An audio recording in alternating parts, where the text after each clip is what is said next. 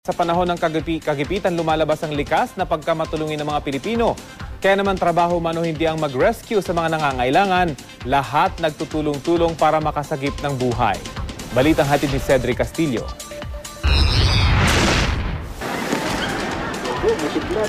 Sir, malakas ang agos!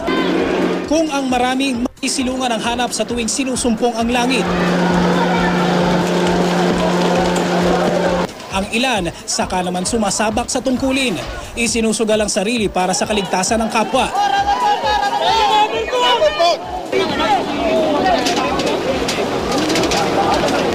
Ang mga tauhan ng Philippine Coast Guard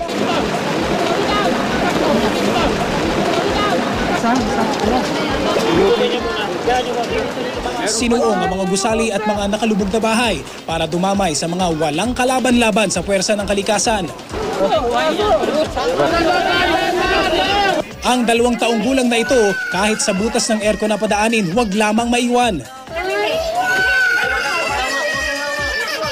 Walang sinayang na sandali dahil ang bawat saglit, maaaring katumbas ay buhay. Ang sabi nga, sa harap ng pinakamabibigat na pagsubok, lumilitaw ang tunay nating pakikipagkapwa-tao. At sa paghagupit ng habagat, tinimbang, sinukat at hinamon, pero hindi umatras ang Pilipino. Ang mga construction workers sa Rodriguez Rizal, halimbawa, isinantabi ang hanap buhay.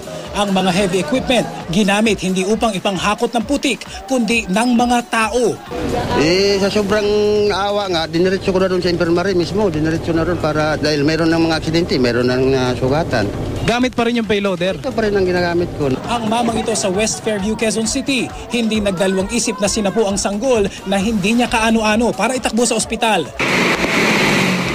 Si mamang bumbero na tila higit pa sa sariling anak na isinugod sa paggamutan ang batang biktima ng landslide sa Quezon City. O kahit ang MMDA constable na ito na sa kabila ng panganib ng umapaw na tubig sa East Avenue, kinamay ang basurang nagbara sa drainage na humihigop sa rumaragasang baha. Halos lahat naman kasama sa trabaho namin yan, sir. Public service kami, sir. Sa tingin mo yung ginagawa mo kanina, mawawala itong baha na to? Hindi, sir. Hindi ko kaya, pero yung maliit na bagay na yun, may tutulong na rin naman yun para mawala yung tubig. Hindi maiwasang mapansin ang pagngiti natin sa gitna ng dagok na pili tayong inilulubog. Lalo't sa paligid naman ay may nakahandang umalalay at tulungan kang umahon. Simbahang binuksan ang pinto para sa lahat anumang relihiyon at mga kabataang dahil walang pasok, nagboluntaryong mag-impake ng mga pagkain, gamot at damit. Cedric Castillo, GMA News.